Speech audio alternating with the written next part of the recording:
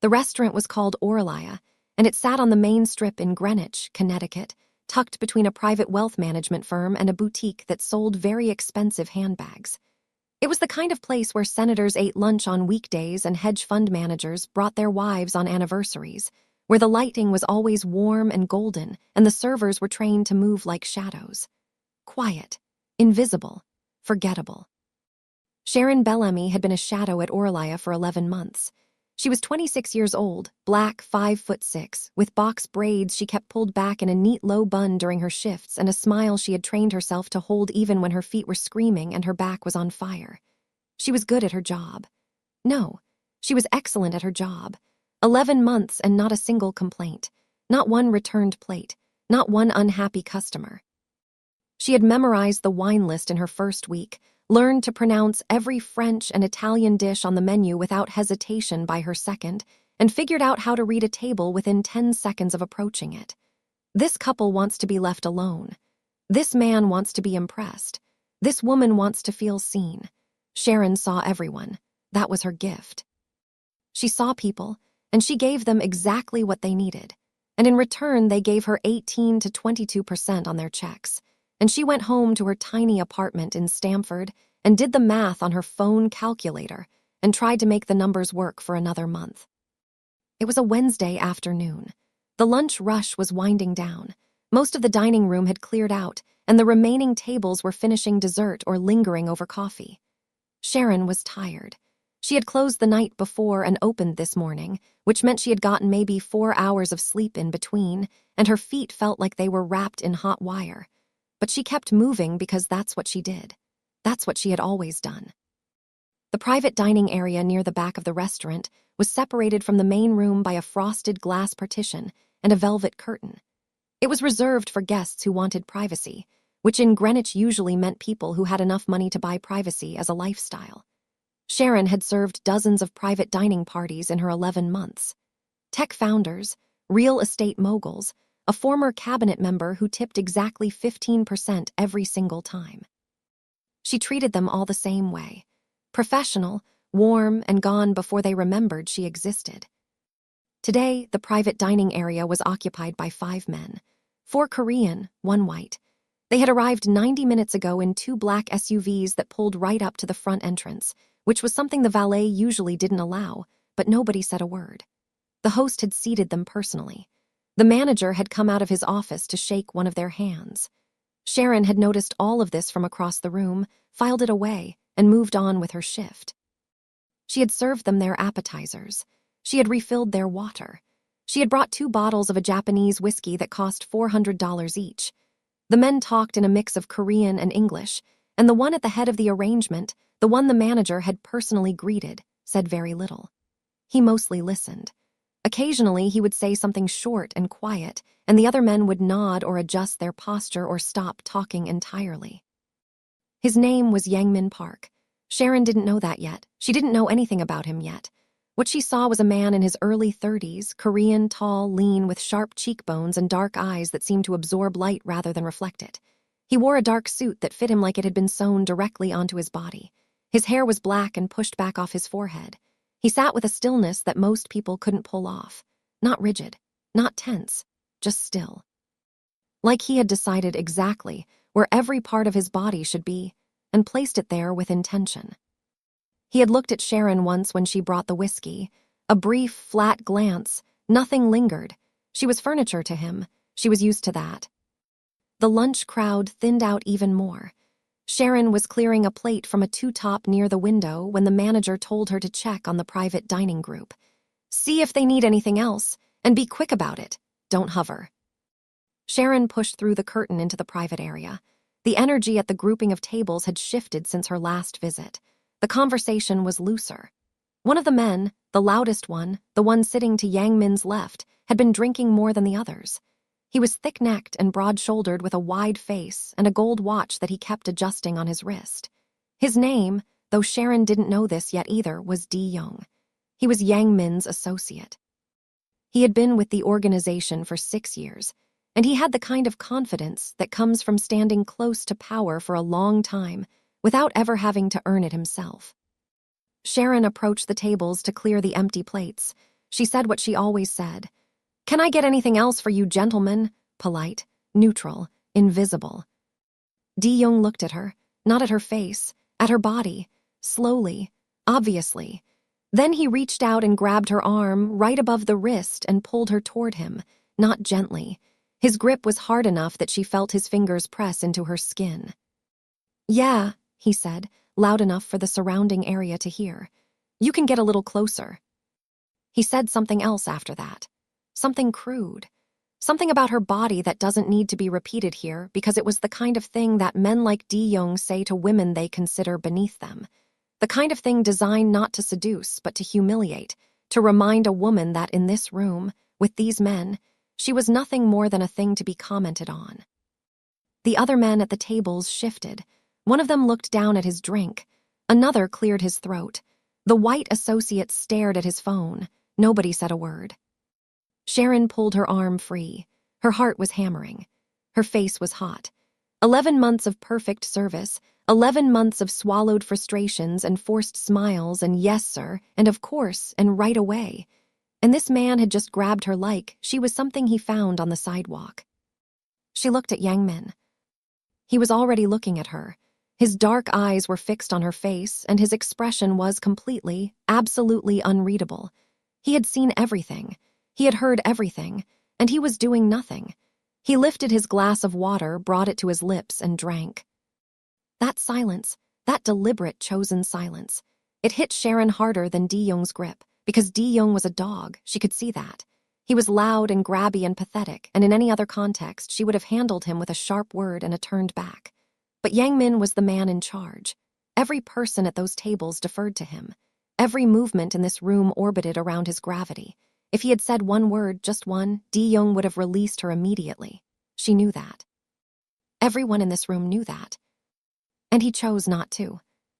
His silence was permission. His silence said, "She doesn't matter enough for me to speak." Something broke inside Sharon. It wasn't dramatic. It wasn't a scream or a cry. It was a quiet snap, like a thread pulled too tight for too long finally giving way. Every shift she had worked on no sleep. Every customer who had looked through her like glass. Every month of staring at numbers on her phone that never added up. Every time she had been touched or talked to or talked about like she was less than human. And she had smiled and taken it because she needed this job. She needed every job. She needed to keep going because people depended on her. She didn't think about what happened next. Her body moved before her brain could catch up. She stepped forward, pulled her hand back, and slapped Yang Min Park across the face. Not De-Young. Yang Min, the boss, the one in charge, the one who could have stopped it and didn't. The sound was sharp and clean, and it cracked across the private dining area like a whip. It carried past the partition into the main restaurant. Forks stopped moving. Conversations died mid-sentence. A busboy near the kitchen doors froze with a tray of dirty glasses balanced on his shoulder. De-Young lunged forward from his chair. His face twisted with fury, and his hand moved toward the inside of his jacket. But Yang Min raised one hand, just barely, just a few inches off the surface of the table, and De-Young stopped, immediately, completely, like someone had pressed pause on him.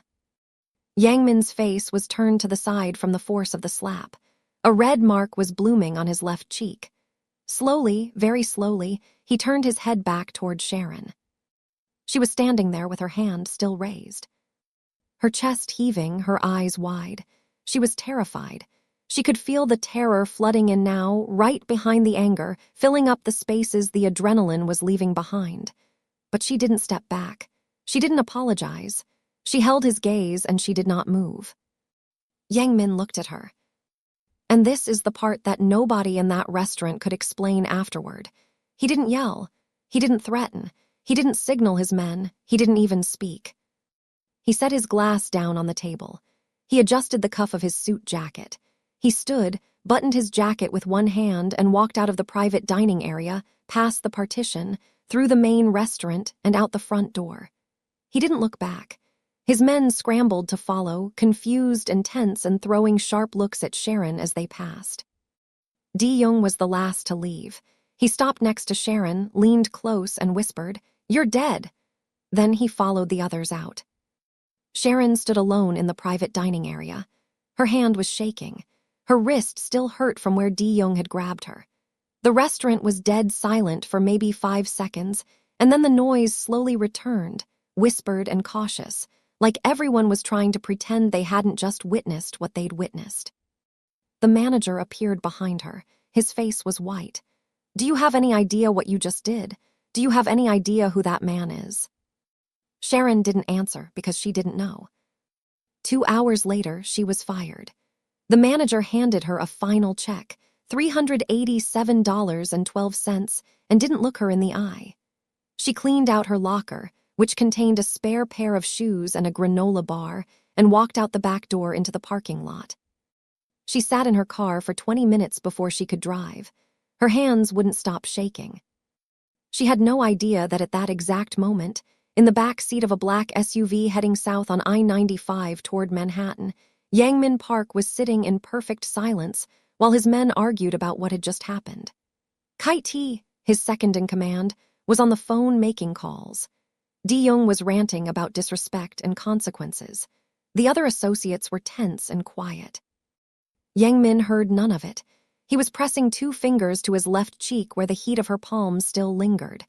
And he was thinking about the look in her eyes in that moment after the slap. Not fear, not regret, conviction.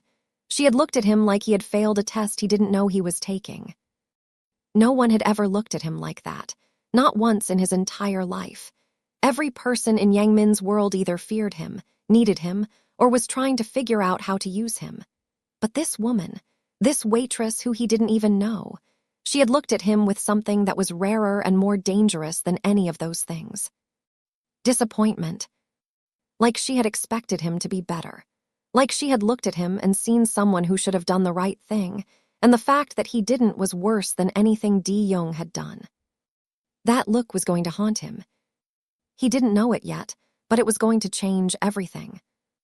Sharon's apartment was in Stamford, about 15 minutes south of Greenwich. It was a studio on the 3rd floor of a building that had been recently renovated, according to the listing, which in reality meant they had painted over the water stains and replaced the carpet with vinyl flooring that peeled at the corners. It was 480 square feet. The kitchen was 2 steps from the bed. The bathroom door didn't close all the way. The radiator either ran at full blast or not at all, and right now, in the middle of a Connecticut spring that couldn't decide if it was still winter, it was doing neither. Sharon sat on her bed with her phone in her hand, staring at the calculator app. She had the numbers memorized by now, but she ran them again anyway, because she kept hoping that one day the math would work out differently. It never did. Rent, $1,450. Overdue. 2 months behind. The landlord, a man named Gerald who owned 3 buildings in Stamford and communicated exclusively through letters slid under doors, had already given her the final notice. Electric, $87. Phone, $65. Student loan minimum payment, $312. She had a degree in communications from Central Connecticut State University. She had graduated 4 years ago believing that the degree would be a door. It turned out to be an anchor. Groceries. She usually budgeted $200 a month and ended up spending closer to $140 and eating a lot of rice and eggs. Then the 2 numbers that made everything else impossible. Every month, Sharon sent $400 to her mother, Denise, who lived in a subsidized apartment in Bridgeport. Denise had worked housekeeping at a hotel in Westport for 17 years until her knees gave out completely, and 2 surgeries hadn't fixed them. She was on disability now, but disability didn't cover her prescriptions, and her prescriptions were the reason she could get out of bed in the morning. Sharon had been sending that $400 since she was 23 years old, and she had never missed a month. And then there was Terrell, her little brother. 22, smart, stubborn, proud in a way that made Sharon want to grab him by the shoulders and shake him sometimes. He had gotten into UConn on a partial scholarship. Partial. That word carried the entire weight of their family's financial situation. Partial meant he was $14,000 short for next semester. He was working part-time at a warehouse in Waterbury to make up the difference, and Sharon had promised him she would help cover the rest. She didn't have the money. She didn't know where the money was going to come from, but she had promised, and in Sharon's world, you didn't break promises to family. You broke everything else first. Now she was unemployed. Her final check from Oralia was $387.12. She had $743 in her checking account. That was it. That was the entire safety net between Sharon Bellamy and a freefall. She applied to 6 restaurants in 2 days. 2 in Stamford, 2 in Norwalk, 2 in Darien. She had a strong resume. She had references. She had 11 months at one of the most exclusive restaurants in Fairfield County with a perfect record up until the day she slapped a customer. 4 of the restaurants didn't call back. One sent a form email saying they would keep her resume on file, which was restaurant code for don't hold your breath.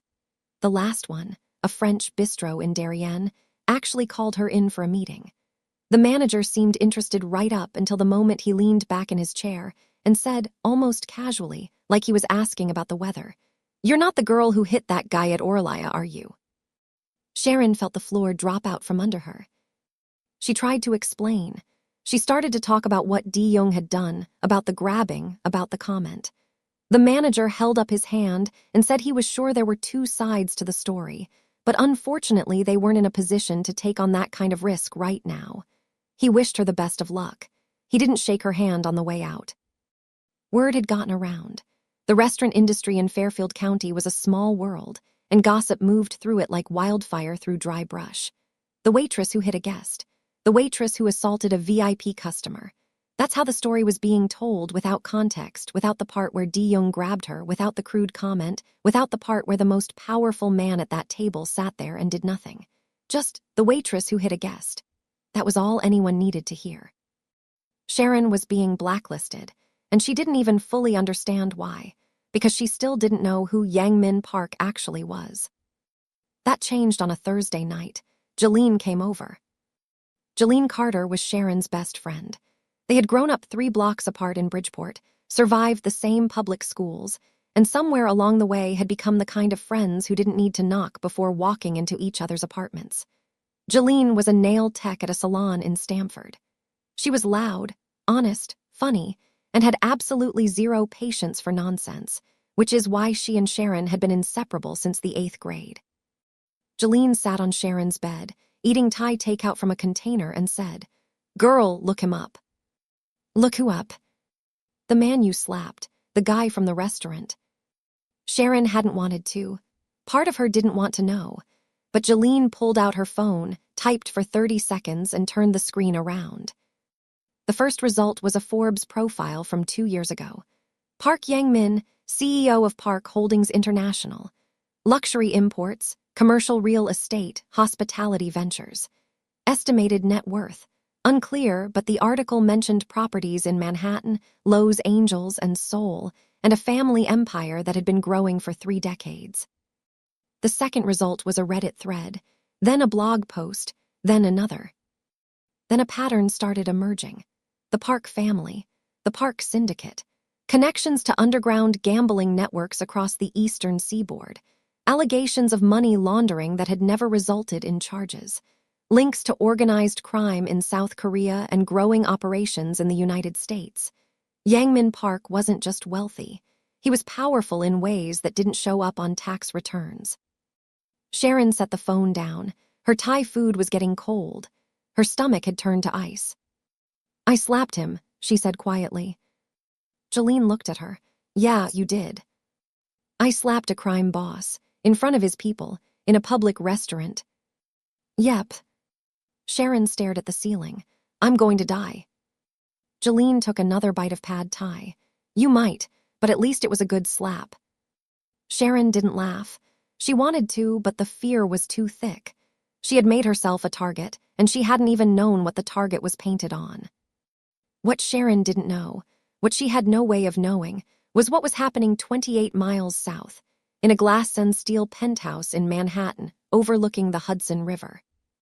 Yang Min Park was sitting at his desk. It was almost midnight. The penthouse was quiet. The view from his office windows showed the full sweep of the river and the lights of New Jersey beyond it, but he wasn't looking at the view. He was looking at his laptop screen. Kaiti had taken initiative after the restaurant incident. Kaiti was Yang Min's second-in-command, his most loyal and capable associate, the man who had been by his side since they were teenagers in Seoul. Kaiti had seen the slap as a public humiliation, an act of disrespect that required consequences. So without being asked, without telling Yang Min, he had made calls. He had reached out to every restaurant manager and hospitality contact he had in Fairfield County and explained, calmly and politely, that the young woman who had assaulted Mr. Park was not to be employed anywhere. Not a threat, just information. Kaiti was very good at conveying threats as information. When Yang Min found out, his reaction confused Kaiti completely. "Stop," Yang Min said. Kaiti frowned. "She embarrassed you in public, in front of associates, in front of strangers." "I said stop, undo it. Whatever calls you made, unmake them." "Yang Min." "Did I stutter?" Kaiti stared at him for a long moment, then bowed his head slightly and left the office. Yang Min turned back to his laptop. On the screen was everything he had been able to find about Sharon Bellamy: employment history, home address, education background, a photo from an old employee badge at a restaurant she had worked at before Oralaya, grainy and slightly overexposed, showing a young woman with dark skin and sharp eyes and the kind of expression that said she was thinking something she wasn't saying. He had been staring at this screen on and off for 2 days. He told himself it was due diligence. Someone had publicly struck him, and he needed to understand who they were and whether they represented a threat.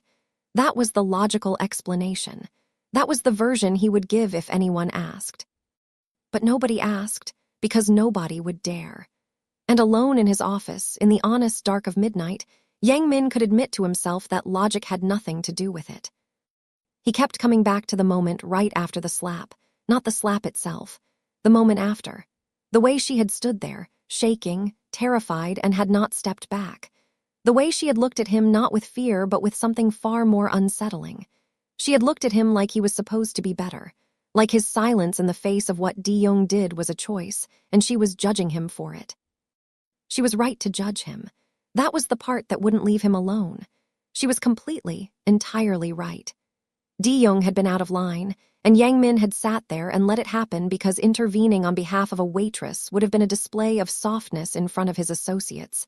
And in his world, softness was a crack in the wall that enemies could push through. But she hadn't seen a strategic calculation. She had seen a man who let another man grab a woman and did nothing. And she had slapped him for it, not Di-young, him, because she understood instinctively who held the power in that room.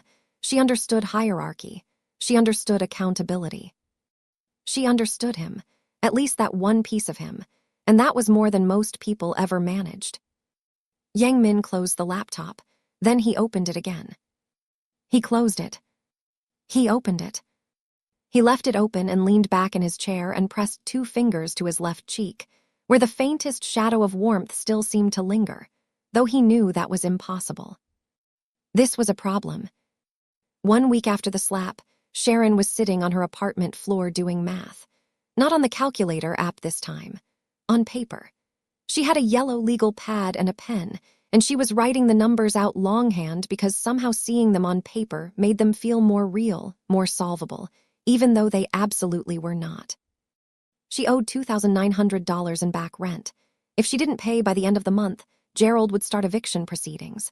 She owed $312 for her student loan payment. She owed $87 for electric. Her mother needed $400. Terrell's tuition gap was $14,000, and the deadline was in 6 weeks. She had $743 in her bank account and no job. She was trying to figure out if she could sell her car. It was a 2011 Honda Civic with 140,000 miles on it. Kelly Blue Book said it was worth about $4,500 if she sold it private party.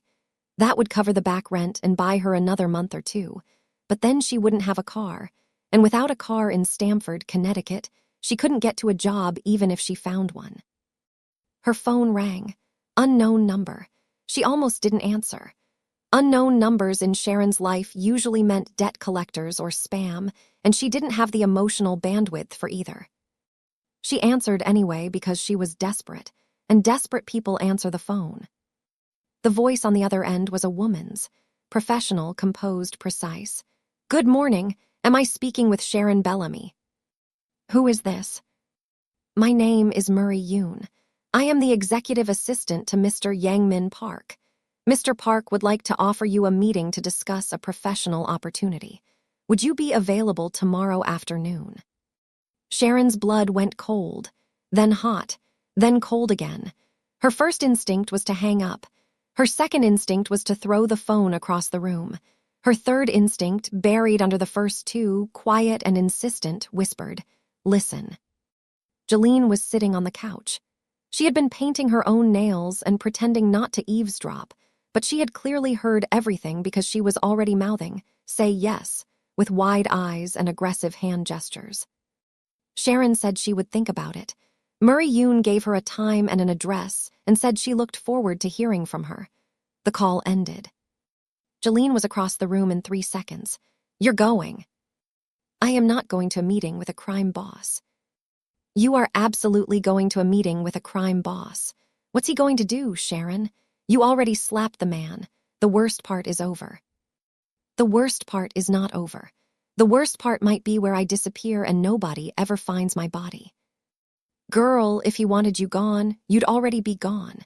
He's offering you a meeting. That means he wants something, and whatever it is, it's better than sitting on this floor doing math that doesn't math." Sharon hated that Jolene was right. She hated it deeply and specifically. But she looked down at the yellow legal pad with its columns of impossible numbers, and she picked up her phone, and she called Murray Yoon back, and she said yes. The meeting was in Manhattan, Koreatown, a private dining room above a restaurant that didn't have a sign on the door. Sharon took the Metro North from Stamford to Grand Central, which cost her $13.50 she couldn't afford, and walked crosstown to 32nd Street. She wore the best outfit she owned. Black slacks, a fitted blazer she had found at a consignment shop in Norwalk for $35, and a white blouse that was slightly too big but looked fine if she kept the blazer buttoned. She had done her braids fresh the night before, edges laid clean, and she had put on lipstick for the first time in weeks. She looked good. She was terrified. A man in a dark suit met her at the street-level entrance and led her upstairs.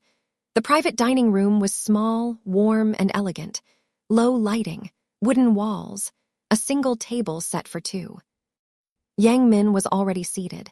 He stood when she entered. That surprised her. Men in positions of power did not usually stand for waitresses from Stamford, Connecticut. He was wearing a dark navy suit today. No tie. His hair was the same, his face was the same.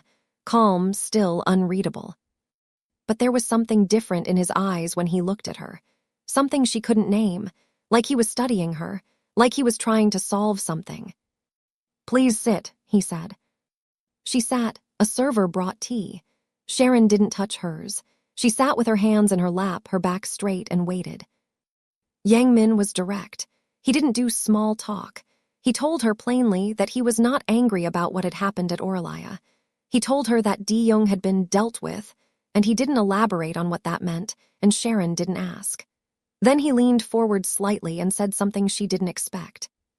"He was wrong to touch you, and I was wrong to allow it." Sharon blinked. She had prepared herself for a lot of possible openings to this conversation. An apology was not one of them. He continued. He told her about the Park Legacy Foundation. He was in the process of establishing a cultural and philanthropic organization designed to build the Park family's reputation in legitimate circles. Art exhibitions, scholarship programs for underprivileged students, community partnerships with schools and nonprofits in underserved areas. He needed someone to lead the community outreach arm of the foundation. Someone who understood those communities, not from a boardroom perspective but from lived experience. Someone who was smart, articulate, and not afraid to challenge the people around her. He paused. "You are clearly not afraid to challenge the people around you." The salary was $120,000 a year, full benefits, a car allowance, an apartment in Manhattan if she wanted it. Sharon heard the number, and for a moment the room tilted. $120,000. That was more than 3 times what she made at Orlaya. That was her back rent, her student loans, her mother's prescriptions, and Terrell's tuition gap, all in one number. That was oxygen after 3 years of drowning. But she wasn't stupid. "Why me?" she asked. "Out of everyone you could hire, every person with a nonprofit background or a master's degree or connections, why the waitress who slapped you?" Yang Min looked at her for a long moment. The room was very quiet. She could hear the faint sounds of the restaurant below them, muffled through the floor. Someone laughing, dishes clinking. "Because everyone else in my life is afraid of me," he said. "You are the first person in a very long time who was not." Sharon didn't say yes. She didn't say no. She told him she needed to think about it, and he nodded like he expected that answer and respected it. He slid a business card across the table. She took it, stood, and left. Outside on 32nd Street, she leaned against a wall between a Korean bakery and a cell phone repair shop, and she breathed. Her hands were shaking, not from fear this time, from something she didn't have a name for. On the train back to Stamford, she stared out the window at the Connecticut coastline sliding past and turned the business card over and over in her fingers. When she got home, she noticed something. A black SUV parked across the street from her apartment building. It was tucked between a minivan and a work truck, easy to miss. But Sharon had seen it before, twice this week, maybe 3 times. She had assumed it belonged to someone in the neighborhood. Now she wasn't sure. She went inside, locked her door, and sat on her bed in the dark. Sharon took the job. She told herself it was about the money. She told Jolene the same thing, and Jolene tilted her head and gave her that look, the one that said, "Girl, I have known you since we were 13 and I can see through you like a window." "You could have found another serving job," Jolene said. "Maybe not in Greenwich, but in the city. You took this because you want to know more about him." "I took this because I need $120,000 a year." "You took this because you're curious." "I'm not curious." "You are curious as hell, and that's fine. Just don't pretend you're not." Sharon didn't respond, because responding would have required admitting that Jolene was, once again, annoyingly correct. Her first day at the Park Legacy Foundation was on a Monday in early April. The office was in a renovated brownstone on the Upper East Side of Manhattan, a 4-story building with exposed brick walls and tall windows, and the kind of tasteful modern furniture that looked like it came from a catalog where nothing had a visible price tag. The staff was small. 8 people, mostly Korean American, all polished and professional and welcoming in that careful, measured way that people are welcoming when they've been told to be. Murray Yoon, Yang Min's executive assistant who also served as the foundation's operations manager, was cool, efficient, and watchful. She showed Sharon her office, a small room on the 2nd floor with a window overlooking a tree-lined street, and handed her a welcome packet and a laptop and a company credit card. She explained the foundation's structure, its current programs, its donor base, and its goals. She was thorough and professional, and the entire time, Sharon had the distinct feeling of being cataloged. Like Murray was recording every word Sharon said and every expression that crossed her face for a report that would be filed somewhere later. Sharon got to work, and here's the thing about Sharon Bellamy that the people at the Park Legacy Foundation were about to discover. She was really, really good. Not in a flashy way, not in a way that announced itself, in a quiet, relentless, deeply competent way that came from years of figuring things out on her own because nobody was going to figure them out for her. She spent her first 3 days reading every document the foundation had ever produced, the grant applications, the scholarship criteria, the outreach plans, the donor communications. She read everything, and then she started making notes. The scholarship application process was a mess. It was 12 pages long, required 3 letters of recommendation, asked for a personal essay with a minimum word count of 2,000 words, and had a submission deadline that fell in the middle of finals week. It was designed, whether intentionally or not, for students who already had support systems, guidance counselors, and parents who knew how to navigate bureaucracy. It was not designed for first-generation college students from places like Bridgeport. Sharon redesigned it in her first week. She cut the application to 4 pages. She reduced the recommendation requirement to 1. She changed the essay prompt from "Describe your vision for contributing to global change" to "Tell us about a problem you've solved." She moved the deadline to 3 weeks after finals. She set up a phone hotline and an email address where applicants could ask questions and get answers from a real person. She also suggested partnering with public schools in the Bronx and Brooklyn, not just the private academies and prep schools in Westchester that the foundation had been courting. She drafted a proposal for an after-school mentorship program in 3 underserved neighborhoods and presented it at the staff meeting on her second Friday. The staff was impressed. Murray was impressed, though she would never say so out loud.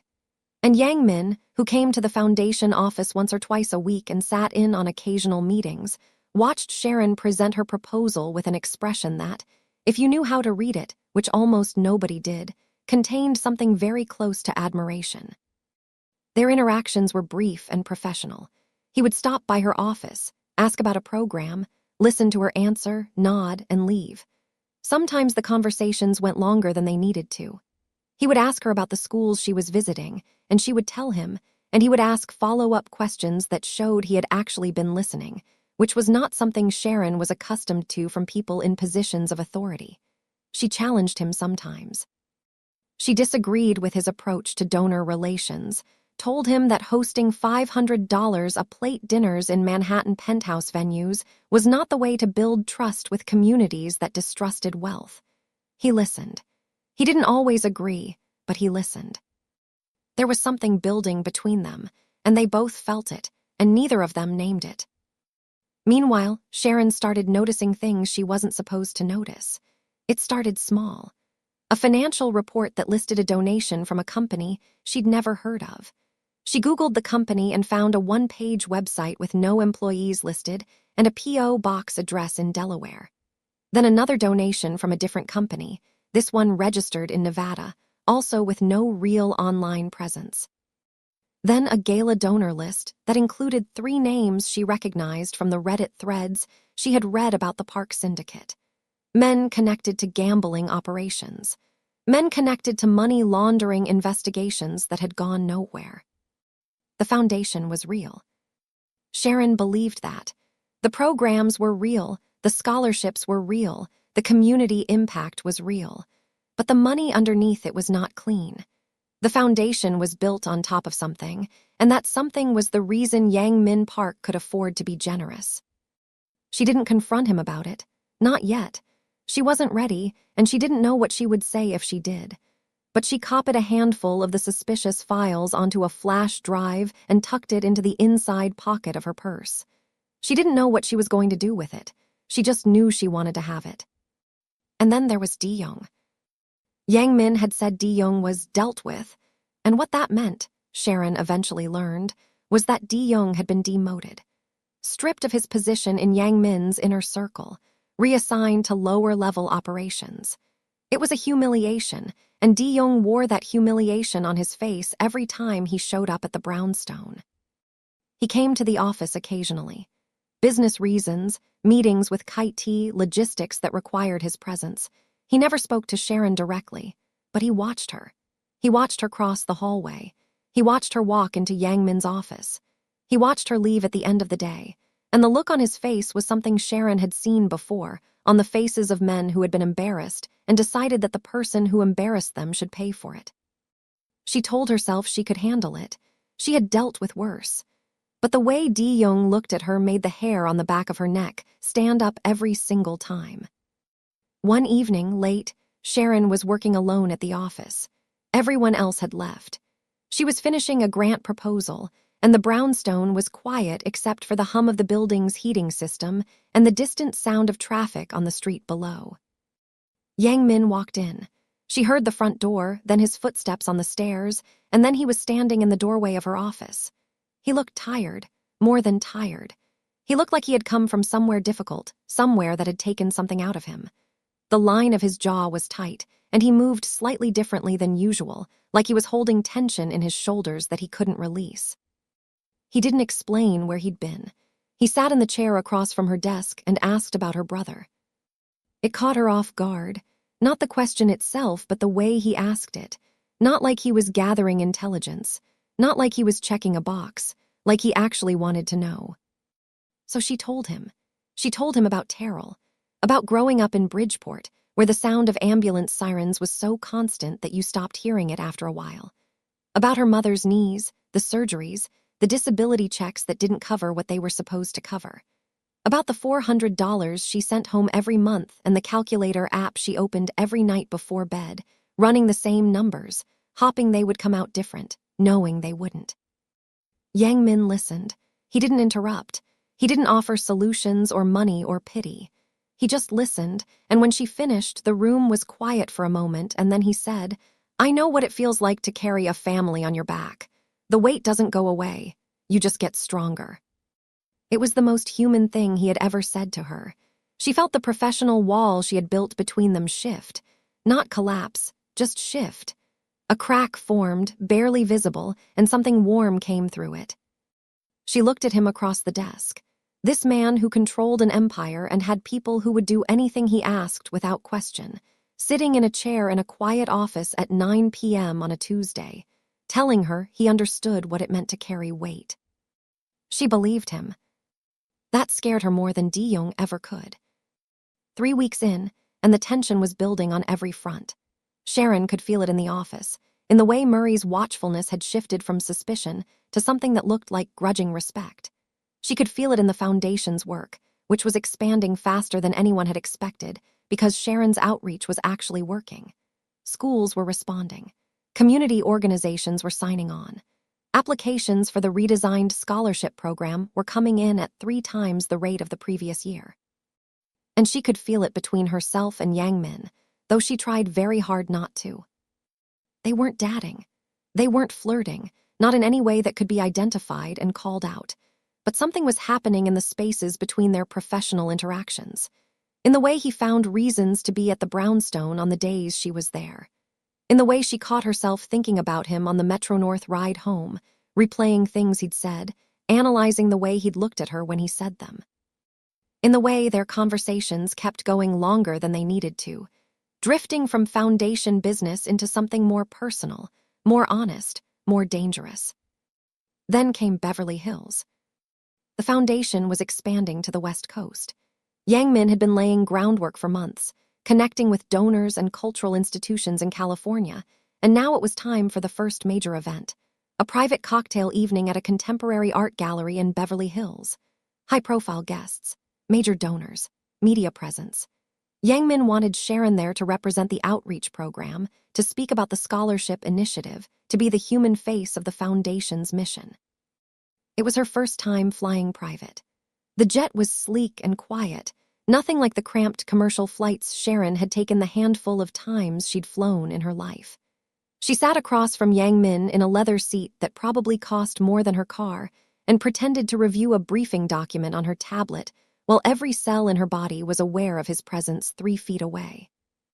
He was reading something on his phone. She watched him from behind her tablet. The way his jaw moved slightly when he was concentrating. The way his fingers held the phone, precise and deliberate, the way he did everything. She looked away before he could catch her. The Beverly Hills event was held in a gallery on Rodeo Drive, a white-walled space filled with contemporary Korean art, and the kind of people who casually mentioned their houses in Aspen and their children's applications to Harvard. Sharon should have felt out of place. She was a girl from Bridgeport, Connecticut, standing in a room full of people whose annual charitable donations exceeded her lifetime earnings. But she didn't feel out of place. She felt like she belonged, and that realization surprised her more than anything else that had happened in the past month. She worked the room. She spoke with donors about the scholarship program, about the schools she was partnering with in the Bronx and Brooklyn, about the mentorship initiative she was building. She was clear, specific, passionate, and real. She didn't perform empathy. She didn't use jargon. She told the truth about what poverty looked like and what opportunity could do, and she told it from experience, and the people in that room leaned in and listened. Yang Min watched her from across the gallery. He had a glass of something in his hand that he never drank. He watched her move through conversations, watched her laugh, watched her listen, watched her make a billionaire's wife cry by describing a 14-year-old girl in the Bronx who had applied for the scholarship, so she could be the first person in her family to finish high school. He watched, and the expression on his face was one that Kai-T, standing 3 feet behind him, recognized immediately.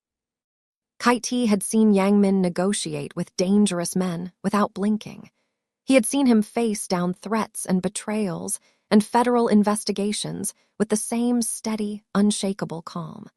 But he had never seen Yang Min look at anyone the way he was looking at Sharon Bellamy across that gallery. It worried him. After the event, Yang Min walked Sharon to her hotel's suite. The hallway was long, quiet, and carpeted thick enough to swallow their footsteps. They stopped at her door. She turned to face him. The hallway was empty. The light was soft. He reached out and adjusted the collar of her blazer. It had been turned slightly inward, a small thing, barely visible. His fingers brushed the side of her neck as he straightened it. The touch lasted less than 2 seconds. Sharon stopped breathing. "You did well tonight," he said. She swallowed. "I always do well." Something moved across his face. Not quite a smile. The suggestion of one, the ghost of one. Then he stepped back, nodded once, and walked away down the hall. Sharon went into her suite, closed the door, and leaned her back against it. Her heart was pounding so hard she could feel it in her fingertips. She was in trouble. Back in New York, things were getting darker. Di-Young had been busy. His demotion had cut him off from Yang Min's inner circle, but not from the organization entirely, and he still had contacts, still had relationships, still had ears in rooms where important things were discussed. And he had been talking to someone outside the Park Syndicate. The Rhee family, a rival Korean crime network based out of Flushing, Queens. The Rhees had been competing with the Parks for territory and influence on the East Coast for over a decade. The current head of the family was Junho Rhee, a man in his late 30s who was ambitious, patient, and ruthless in a way that was different from Yang Min. Yang Min was strategic. Junho was opportunistic. He waited for cracks and then pried them open. Di-Young was a crack. He had been feeding Junho information for weeks. Internal operations, business movements, security protocols, but the most valuable thing he gave Junho was a name. Sharon Bellamy, the woman who had Yang Min Park's attention. The woman who, according to Di-Young, had made the most disciplined man in the Korean underworld lose focus. Junho was very interested in Sharon Bellamy, not because he cared about her, because he understood leverage. Sharon, meanwhile, came home from Beverly Hills and tried to return to normal. She went back to work at the foundation. She continued building the outreach programs. She sent money to her mother. She called Terrell and listened to him talk about his classes and his warehouse job and his dreams of working in tech after graduation. And then, late one night, she came home to her apartment in Stamford and found an envelope on her kitchen counter. She hadn't left an envelope on her kitchen counter. She was certain of that. She was certain because she had locked her door that morning, the way she always did, and she had checked it twice because ever since the black SUV started showing up across the street, she had been checking everything twice. She opened the envelope. Inside was a photograph. It showed her mother, Denise, sitting on the bench outside her apartment building in Bridgeport. Denise was wearing her blue jacket, the one Sharon had bought her for Christmas 2 years ago. She was looking at something off camera. She didn't know she was being photographed. On the back of the photo, written in neat, careful handwriting, "He can't protect everyone." Sharon's knees buckled. She grabbed the edge of the counter to keep from falling. Her hands were shaking so hard the photo slipped from her fingers and floated to the floor. She stared at it lying face up on the vinyl flooring, her mother's face looking back at her, and a terror unlike anything she had ever experienced filled her chest like ice water. They had been inside her apartment. They had been watching her mother. And whoever they were, they wanted her to know that the walls she thought she had were made of paper. Sharon walked into Yang Min's Manhattan office the next morning and placed the photograph on his desk. She didn't say anything at first. She just stood there, arms crossed, jaw tight, and watched him pick it up. Yang Min looked at the photo. Then he turned it over and read the message on the back. Sharon watched his face change. It was subtle. Someone who didn't know him might have missed it entirely. But she saw the way his eyes went flat, the way the muscles along his jaw tightened, the way his hand gripped the edge of the desk with a controlled pressure that turned his knuckles white. This was what real anger looked like on Yangmin Park. Not heat, not explosion. Ice, the kind of cold that burns. He set the photo down and picked up his phone and made 2 calls. The first was to Kaiti. The second was to someone Sharon didn't recognize. Both conversations were in Korean, fast and clipped and intense. When he hung up, he looked at Sharon and said, "Your mother will have protection within the hour. No one will touch her." "Who did this?" "I'm going to find out." "That's not what I asked. Who did this?" Yangmin was quiet. Then he said, "I have an idea, but I need to confirm it before I act." He did confirm it. Kaiti came back within 48 hours with a name, De-young, and behind De-young, pulling the strings, Junho Ri. Kaiti laid it out in Yangmin's office with the door closed, and Sharon was not supposed to be there, but she was, because she had told Yangmin that if this involved her family, she had a right to hear it. He hadn't argued. The picture was clear. De-young had betrayed the organization. He was feeding intelligence to the Ri family and had been for weeks. The photograph of Denise was a message from Junho, delivered through De-young's access, designed to rattle Yangmin by threatening the person closest to him. Yangmin's fury was controlled but absolute. He dealt with the immediate security concerns first. Sharon's apartment was no longer safe, so he moved her temporarily to a secured residence in Stamford with a security detail. Her mother's building in Bridgeport got a rotating team of 2 men outside, 24 hours a day.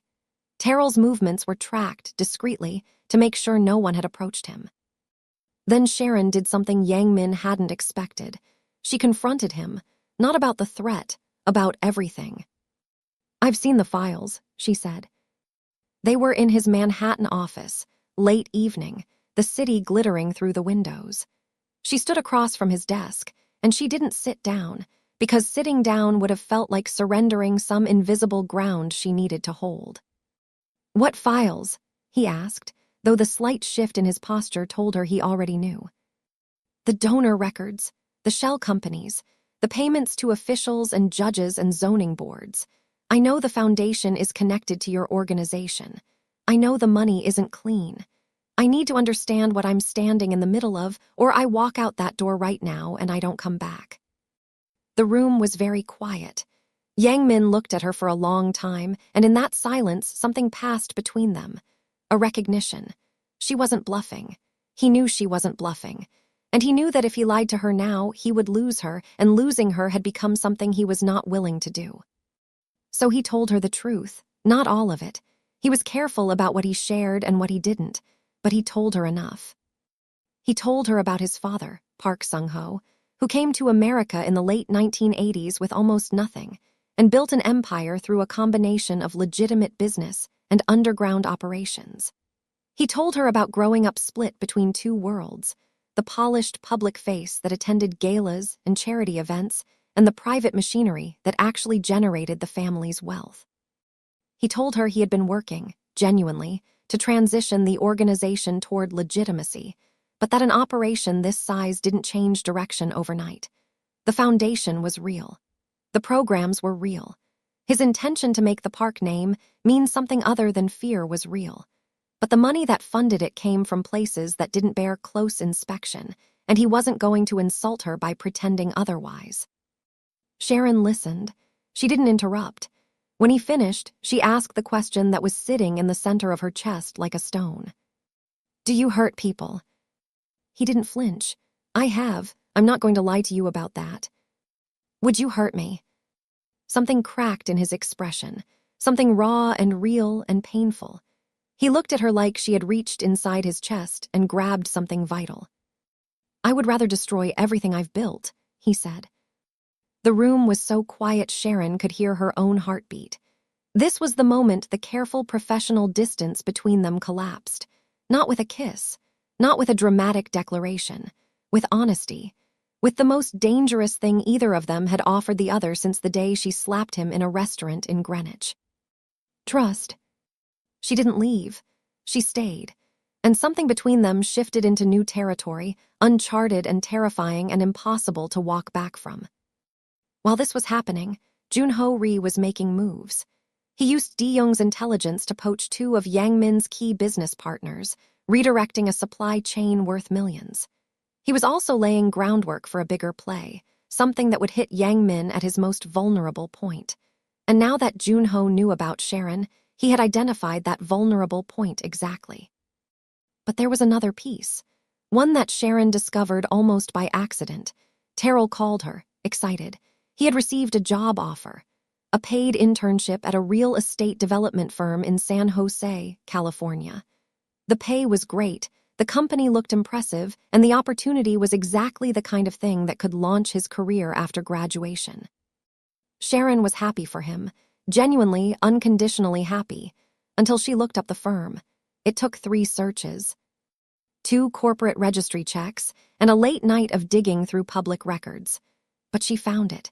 3 layers deep, almost invisible. The firm was connected to a holding company that was connected to a trust that was controlled by the Ri family. They weren't just threatening her mother. They were trying to recruit her brother. And they were doing it with a smile. It all came apart on a Thursday. The first strike hit in the morning. A gossip blog, the kind that operated in the gray zone between journalism and rumor, published a story with the headline "Park Legacy Foundation Under Fire. Sources allege financial irregularities." The story was light on evidence but heavy on implication. It quoted anonymous insiders who described mismanagement, phantom donors, and a culture of secrecy. The quotes sounded like Young. They had his fingerprints all over them, the specific grievances, the tone of a man who felt he had been wronged and wanted the world to know it.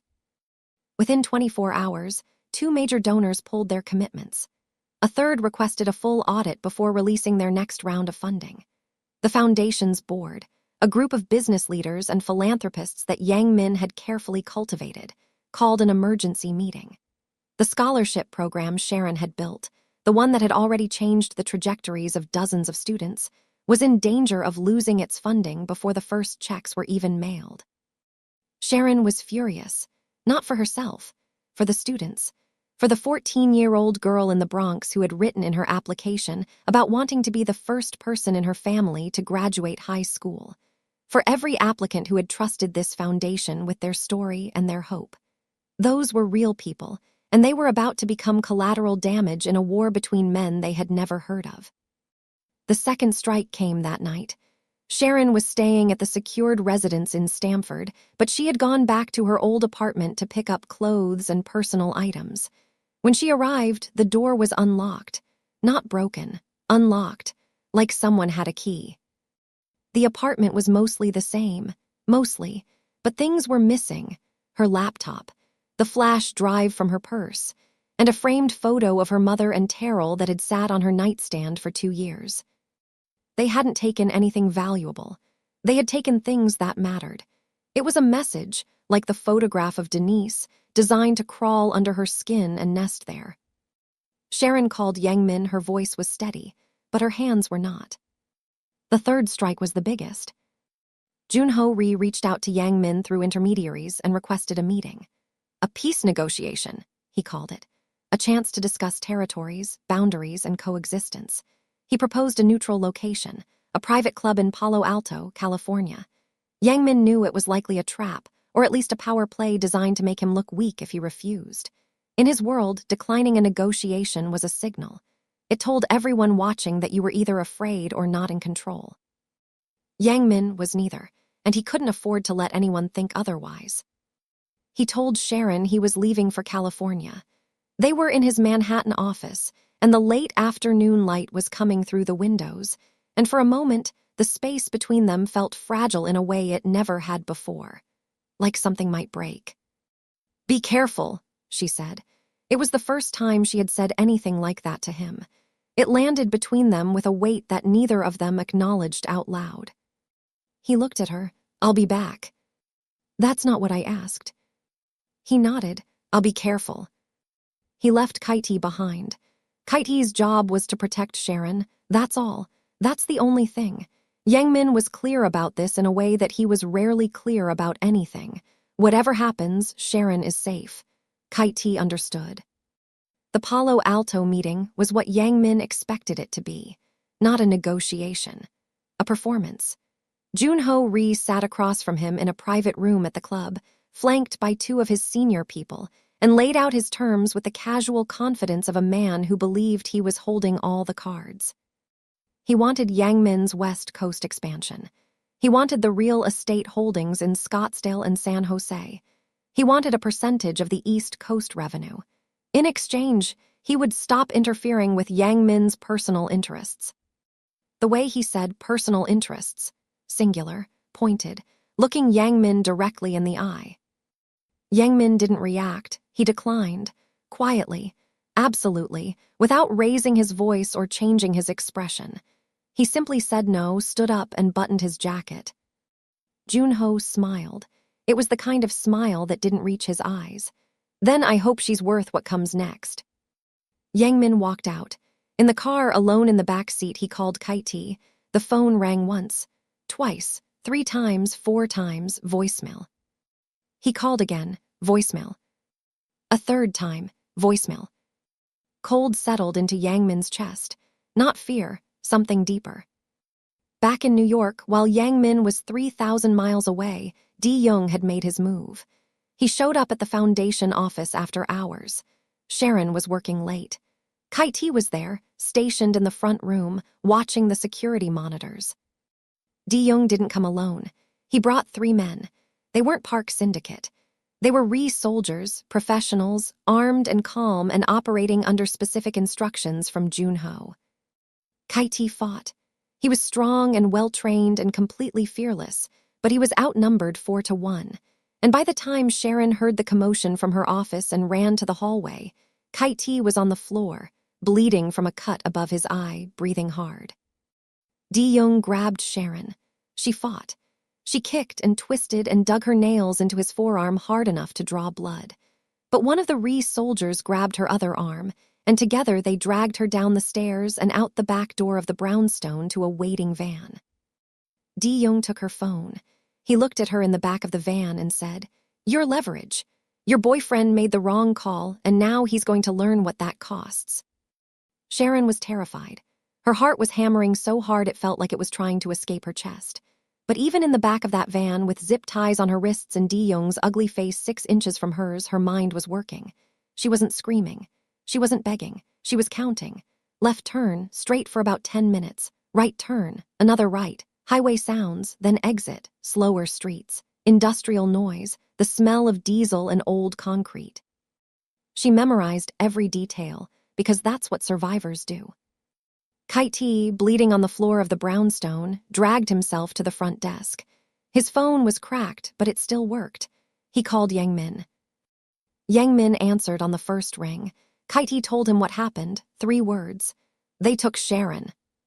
The silence on the other end of the line was the most terrifying thing Kite had ever heard.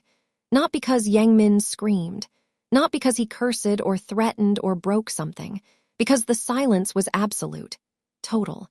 The kind of silence that comes right before everything changes. Yang Min said one sentence, "Find her."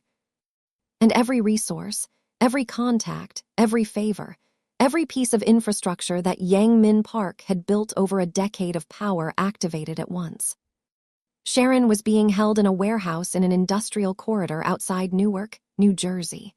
The space was cold and half-empty, the kind of building that gets leased for 3 months and abandoned for 6. Bare concrete floors, fluorescent lights that buzzed and flickered, the smell of motor oil and damp cardboard. Di-young was packing. He was nervous, and Sharon could see it. He kept checking his phone, waiting for a call from Junho that wasn't coming. This was supposed to be simple. Grab the girl, use her as pressure. Force Yang Min to accept Junho's terms. But Junho hadn't called back in over an hour, and the reality of what Di-young had done was settling on him like a weight he hadn't expected. The 3 soldiers stood around the perimeter. They were calm and professional, but Sharon noticed the way they looked at Di-young. Not with respect, with tolerance. He was useful to them, a man who had betrayed his own boss and handed them access. But useful and trustworthy were two different things, and everyone in this room knew which one De-young was. Nobody in this warehouse trusted each other. Sharon saw that clearly, and she filed it away. Her wrists were zip-tied behind her back. She was sitting on a metal folding chair near the far wall. De-young had positioned her there and told her to stay quiet, which she had, because screaming would waste energy and she needed every bit of energy she had. She started talking. Not begging, not crying, talking, calm, steady. Direct. "You know how this ends, right?" she said to De-young. He stopped packing and looked at her. "Shut up. Junho's not calling you back because you've already served your purpose. You got him what he wanted. Access. Information, me. He doesn't need you anymore, De-young. You know how men like him treat people they don't need anymore." I said shut up. "You've been in this world long enough to know exactly what happens to the man who betrays his own boss. Yangmin demoted you, yeah. That hurt. I get it. But you were still alive. You still had a place. What do you think Junho is going to give you? A promotion? A seat at his table? You're a traitor, De-young. Nobody trusts a traitor. Not even the people the traitor helps." De-young's jaw tightened. He wanted to hit her. She could see it in his hands, the way they curled into fists and then uncurled. But he didn't, because some part of him, the part that was still thinking clearly underneath the fear and the pride and the desperation, knew she was right. One of the Ree soldiers said something in Korean. Short, dismissive. De-young snapped back at him. The soldier shrugged and turned away. The tension in the room thickened. Sharon had been working on her zip ties since the moment they put her in the chair. Terrell had shown her a video once, years ago, some survival channel on YouTube where a guy demonstrated how to break zip ties by creating slack and twisting at the right angle. She had laughed at the time and called him paranoid. She wasn't laughing now. She twisted her wrists slowly, carefully, creating millimeters of space that nobody noticed because nobody was watching her hands. They were watching each other. She got one hand free. She kept both hands behind her back and didn't move.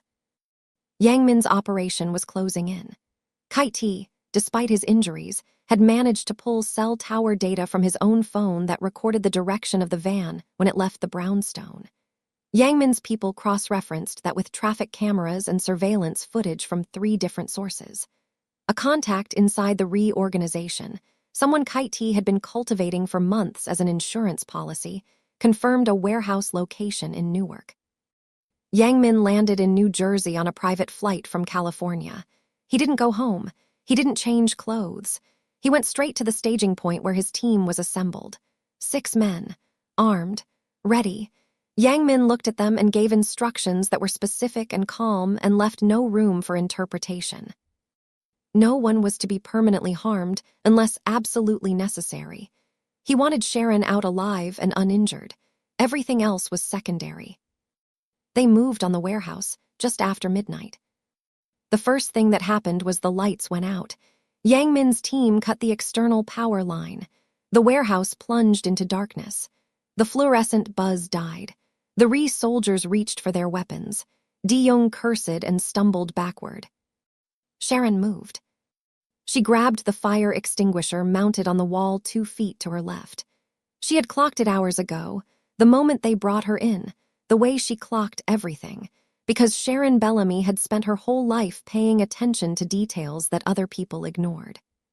She pulled the pin, aimed, and sprayed directly into the face of the nearest Ree soldier. White chemical foam exploded across his eyes and nose and mouth. He staggered, blind, choking. The second soldier spun toward her, but she was already moving. She swung the canister hard and caught De-young across the shoulder. He went down with a grunt. She didn't stop. She ran for the side door, hit it with her shoulder, and burst through into the cold night air. She ran. And she ran directly into Yangmin. He was 10 feet from the door, moving toward it, his team fanning out behind him. She came through the door at full speed and crashed into his chest, and his arms came around her instinctively, catching her, holding her, steadying her. She was shaking. Her wrists were raw and bleeding where the zip tie had cut into her skin. Her chest was heaving. She smelled like fire extinguisher chemicals and sweat and fear. He held her, and he said her name, just her name. "Sharon!" And the way he said it, the way his voice cracked on the second syllable, the way his arms tightened around her like he was trying to hold together something that had almost broken, told her everything she needed to know about what the last few hours had cost him. "I got out," she said into his chest. "I got myself out." He pulled back just enough to look at her face. Her eyes were red. Her braids were half undone. There was a smear of something on her cheek. She was the most incredible thing he had ever seen. "I know you did," he said. His team secured the warehouse. De-Jong was captured, zip-tied with the same kind of ties he'd used on Sharon, which felt like justice in its smallest and most satisfying form. The Ree soldiers were disarmed and sent back to Flushing with a message for Jun-ho that didn't need words to be understood. Yang Min took Sharon to a private residence in Alpine, New Jersey, a quiet house on a tree-lined street in one of the wealthiest zip codes in America.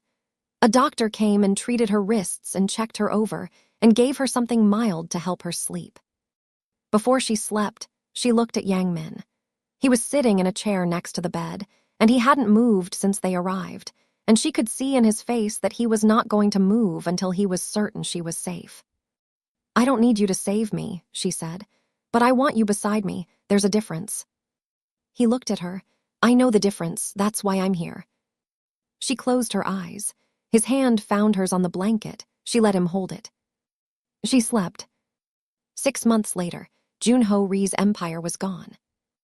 Not destroyed by violence, not dismantled by force, dismantled by strategy, by patience, and by the precise, devastating use of information. Yang Min used everything. The intelligence gathered from De-Jong's capture, the communications recovered from the Ree soldiers' phones, the financial records that Kite-T's inside contact had been quietly copying for months. He assembled a package, comprehensive and airtight and devastating, and he delivered it anonymously to federal investigators through a chain of intermediaries so clean that it could never be traced back to him. The FBI opened a multi-agency investigation into the Ree family's operations: money laundering, wire fraud, racketeering, tax evasion. The indictments came down like dominoes.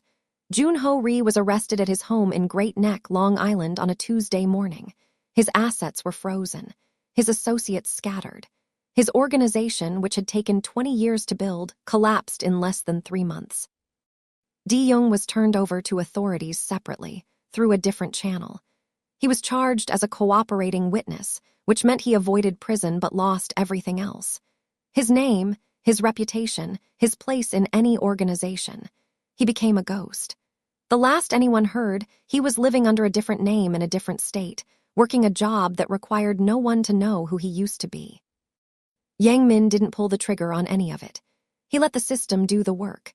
And the reason he chose that path, the legal path, the path that required patience instead of force, was standing next to him on the rooftop terrace of his Manhattan penthouse on a warm October evening, wearing a dress she had bought with her own money and holding a glass of wine she had picked out herself. Sharon Bellamy had transformed the Park Legacy Foundation into something real. Not the version of real that Yang Min had originally intended, the polished facade designed to launder a reputation. Actually real.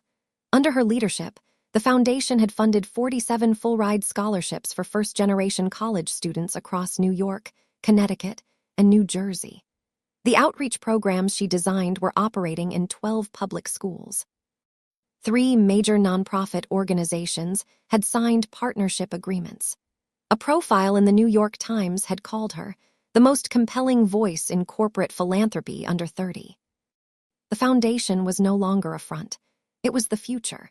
And Yang Min had been quietly restructuring his entire organization around it, divesting from illegal operations, reinvesting in legitimate businesses, using the blueprint Sharon had created as the model for what the park name could become. It wasn't finished. It wouldn't be finished for years. But the direction was set, and for the first time in his life, Yang Min Park was building something he was proud of. Terrell never took the internship in San Jose. Sharon had told him the truth, not all of it, but enough. Enough for him to understand that the opportunity wasn't what it seemed, and enough for him to trust his sister's judgment the way he always had. He finished his degree at UConn. He graduated in May, and Sharon sat in the audience and cried in a way she hadn't cried in years. The good kind. The kind that comes from watching someone you love cross a finish line you helped them reach.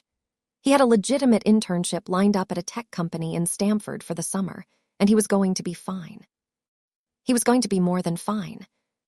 Denise was safe. Sharon had moved her out of Bridgeport to a comfortable apartment in West Hartford, in a quiet neighborhood with a park nearby where she could sit on warm days and read the mystery novels she loved. Her medical care was covered. Her prescriptions were covered. She didn't know the full story of how her daughter's life had changed so dramatically, but she knew Sharon was happy, and for Denise, that was enough. Jolene got a $50,000 small business loan through the foundation's new entrepreneur program and opened her own nail salon in Stamford. She called it Slap and Shine, which Sharon told her was ridiculous, and Jolene told her was branding genius. The salon was booked solid within 3 months. Jolene told everyone who sat in her chair that her best friend slapped her way to the top, and honestly, she wasn't wrong. Kaiti recovered from his injuries fully. He had a scar above his left eyebrow that he refused to get treated because he said it made him look seasoned. He respected Sharon now, genuinely and without reservation, not because Yang Min told him to, but because she had earned it. One evening, when they were alone in the brownstone office, Kaiti said to her quietly, "You are the best thing that ever happened to him. Don't tell him I said that." Sharon smiled and said, "Your secret is safe." It wasn't. She told Yang Min that same night. He pretended to be surprised. The final scene. Sharon and Yang Min were at dinner. Not a private dining room in a place that didn't appear on Google Maps. Not a gallery event in Beverly Hills. A small Korean restaurant in Manhattan, tucked on a side street in Koreatown. The kind of place with plastic-covered menus and banchan that came in little metal dishes, and an owner who had known Yang Min since he was 19 years old and still called him Kid. They were together now, not in a flashy, public way. In a steady, certain, permanent way. The kind of relationship that had been forged in fire and tested by people who wanted to destroy it and survived because both people in it refused to let go. Yang Min reached across the table and took her hand. She let him. She always let him now, not because he took, because she chose to give. "You know," he said, "I never thanked you." She raised an eyebrow. "For what?" "For the slap." She laughed, a real laugh, full and warm and free, the kind that made the owner look over from behind the counter and smile. "You're welcome." "I mean it," he said. "You woke me up. I was sitting in that restaurant, surrounded by people who feared me, and I thought that was power. I thought silence was strength. You showed me it wasn't. You showed me that the most powerful thing a person can do is tell the truth, even when it costs them everything." Sharon looked at him. This man who could have destroyed her and chose to stand beside her instead. This man who had let her change him, not because she demanded it, but because she showed him something worth changing for. "You weren't asleep," she said. "You were waiting. You just needed someone to be honest with you." He squeezed her hand. "I love you. I don't say that to make a moment. I say it because it's the truest thing I've ever said." Sharon looked at their hands on the table. His and hers. Two people from completely different worlds who had found each other through a slap, a silence, and the stubborn refusal to be anything other than exactly who they were. "I love you too," she said, "and I'd slap you again if I had to." He smiled, a real smile, wide and unguarded and completely free. The kind of smile his associates had never seen. The kind of smile that belonged only to her. The owner brought them an extra dish of kimchi without being asked. Outside, the city hummed and glowed and kept moving, the way cities do. Inside, two people sat across from each other in a small restaurant and held hands and ate good food and didn't need the world to be watching. Sharon Bellamy walked into a restaurant in Greenwich, Connecticut, as a waitress with $743 in her bank account and nothing to lose. She walked out having changed the trajectory of one of the most powerful men on the East Coast. She didn't do it with manipulation. She didn't do it with fear. She did it with the only thing that nobody in Yang Min's world had ever offered him. The truth. Sometimes that's all it takes. One moment of honest, reckless, fearless truth to change absolutely everything. If this story hit you somewhere real, drop a comment and tell me what moment got you. Was it the slap? Was it the warehouse? Was it the ending? I want to know. And if you made it all the way to the end of this video, you already know this channel is for you. Hit that like button. Subscribe, turn on notifications. Because the next story is already coming, and trust me, it's even crazier than this one.